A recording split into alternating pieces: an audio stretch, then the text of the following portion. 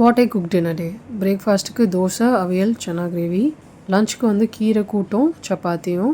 Dinner வந்து முட்டை மட்டும் தான் எக்ஸ்ட்ரா வச்சதெல்லாம் மத்தியானம் செஞ்சதே இருந்துச்சு.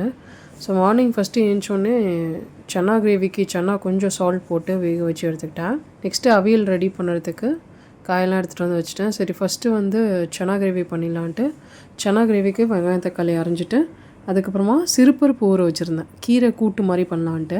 சன்னா கிரேவிக்கு வந்து எண்ணெய், ஒரு லவங்கம், பட்டை, அப்புறம் பிரிஞ்சி இலை சேர்த்துருக்கேன்.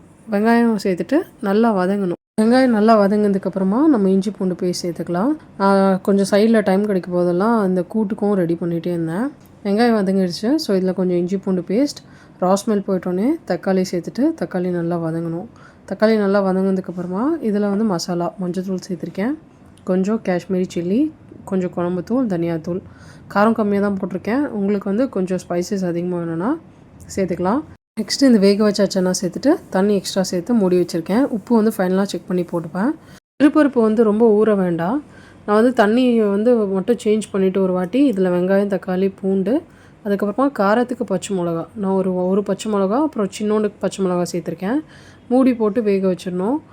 ரெண்டாவது கீரை வந்து ஒரு வாட்டி மஞ்சள் தூள் போட்டு வாஷ் பண்ணுவேன். செகண்ட் டைம் நார்மலாக வாஷ் பண்ணுவேன். ரொம்ப மண்ணாக தான் 3 வாட்டி வாஷ் பண்ணுவேன். இந்த சன்னா கிரேவி வந்து அதுக்குள்ளே ரெடி ஆகிடுச்சு. கொஞ்சம் தண்ணியாக இருந்ததால் நான் இதில் வந்து கொஞ்சம் முந்திரி பருப்பு அரைச்சி ஊற்றிருக்கேன். இதுக்கப்புறம் சால்ட்டும் கொஞ்சம் செக் பண்ணேன், தேவைப்பட்டுச்சு. ஸோ சால்ட், ஃபைனலாக கொத்தமல்லி. ஒரு 8 மினிட்ஸ் to 9 மினிட்ஸ் ஃப்ளேம் வச்சுருக்கிறத பொறுத்து கொதிக்க வச்சிங்கன்னா ரெடி ஆகிடும். இந்த பருப்பு வெந்துருச்சு. ஸோ அதில் இந்த வாஷ் பண்ணி வச்சுருக்க கீரையை சேர்த்துட்டு தேவையான அளவு சால்ட், அதுக்கப்புறம் நான் கொஞ்சம் தண்ணி ஊற்றிருக்கேன். உங்களுக்கு திக்காக வேணும்னா அப்படியே விட்டுறலாம். இல்லை இன்னும் கொஞ்சம் தண்ணியாக வேணும்னா எக்ஸ்ட்ரா வாட்டர் கூட ஆட் பண்ணி ஒரு 3 to 4 மினிட்ஸ் கொதிக்க வச்சோன்னா கீரை கூட்டு ரெடி.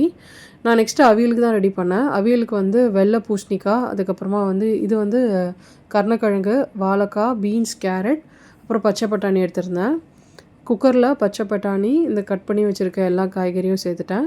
அதுக்கப்புறம் தண்ணி வந்து கொஞ்சம் ஊற்றினா போதும், ரொம்ப வேண்டாம். கொஞ்சம் ஊற்றிட்டு குக்கர் மூடி போட்டு 2 விசில். ஏன்னா காய்கறி நான் பெருசாக கட் பண்ணி போட்டிருக்கேன், அதனால் 2 விசில் வச்சுருக்கேன். நெக்ஸ்ட்டு கீரை வந்து கடுகு, சீரகம், உளுத்தம் பருப்பு, காரத்துக்கு காஞ்ச மிளகா, பெருங்காயம் சேர்த்து தாளித்து கொட்டிட்டேன். அவியலுக்கு வந்து நான் வந்து 2 விசில் வச்சேன். ஏன்னா காய்கறியெலாம் நான் ரொம்ப பெருசாக கட் பண்ணி போட்டேன். நெக்ஸ்ட்டு ஒரு மிக்சியில் வந்து பச்சை மிளகா, கொஞ்சம் தேங்காய், அதுக்கப்புறமா வந்து கேஷ்யூ சேர்த்து கொஞ்சம் தண்ணி சேர்த்து அரைச்சி எடுத்துக்கோங்க. இந்த அவியலுக்கு வந்து நம்ம சேர்க்குற இந்த பச்சை மிளகா தான் காரமே கொடுக்கும். நெக்ஸ்ட்டு சப்பாத்தி மாவும் ரெடி பண்ணி வச்சுருந்தேன். சப்பாத்தி வந்து குழந்தை வேண்டான்னு சொல்லிட்டா. ஸோ அவளுக்கு நான் வந்து மார்னிங் தோசை தான் ஊற்றுனேன்.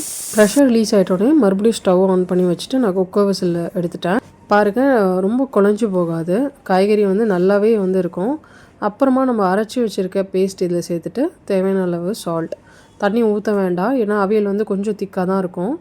அதனால் நான் கொஞ்சம் திக்காக தான் வச்சுருந்தேன். ஒரு கொதி வந்தோடனே இறக்கிடலாம், ரொம்ப கொதிக்க விட வேண்டாம். அதுக்கப்புறமா வந்து தாளிக்க வந்து நம்ம வந்து பேனில் எண்ணெய் சேர்த்துட்டு கொஞ்சம் கடுகு, அப்புறம் சீரகம் சேர்த்துருக்கேன், பெருங்காயம் சேர்த்துட்டு நான் வந்து தாளித்து கொட்டிட்டேன்.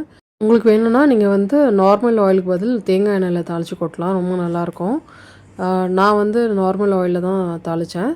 மார்னிங் பிரேக்ஃபாஸ்ட் குழந்தைக்கு வந்து தோசை, அவியல், அதுக்கப்புறமா சன்னா கிரேவி கொடுத்தேன். ஸ்கூல் லஞ்சுக்கு வந்து சப்பாத்தியும் கீரை கூட்டும் கொடுத்துருந்தேன். ஏன்னா அவியல் அவளுக்கு சுத்தமாக பிடிக்கல. ஏன்னா ஒரு வாட்டி இந்த தேங்காய் அரைச்சி போட்டு ரைஸ் பண்ணி கொடுத்தேன், அவளுக்கு அது பிடிக்கல. ஸோ அதனால் அவளுக்கு தேங்காய் அரைக்கிறது எல்லாமே பிடிக்க மாட்டிருக்கு. நீ ஸ்கூல் கட்டி விட்டால் நான் சாப்பிட மாட்டேன்னு சொன்னதால் ஸோ அவளுக்கு கீரை கூட்டு கொடுத்துட்டேன். நைட் டின்னர் வந்து அவியலும் சரி சன்னா கிரேவியும் இருந்துச்சு, நிறைய மிச்சம் இருந்துச்சு. ஸோ அதை ஹீட் பண்ணி டப்பாவில் வச்சுட்டேன். ஸோ நைட் வந்து சப்பாத்தி தான். சப்பாத்திக்கு வந்து நான் வந்து அவியல், அதுக்கப்புறம் சன்னா கிரேவி, ஒரே ஒரு முட்டை. அதே மாதிரி குழந்தைக்கும் வந்து ஒரு சப்பாத்தி, அவள் வந்து கொஞ்சம் சன்னா கிரேவியும் அதுக்கப்புறமா வந்து ஹனியும் கேட்டிருந்தா. கொஞ்சம் நைட்டு தூங்குறதுக்கு முன்னாடி நெக்ஸ்ட் டே பிரேக்ஃபாஸ்ட்டுக்கு வந்து கருப்பு கவனி அரிசி ஊற வச்சுருந்தேன், பிளாக் ரைஸ் புட்டு மாதிரி பண்ணலான்ட்டு. அதுக்கப்புறமா வந்து கருப்பும் ஒயிட் காராமணியும் ஊற வச்சுருந்தேன்.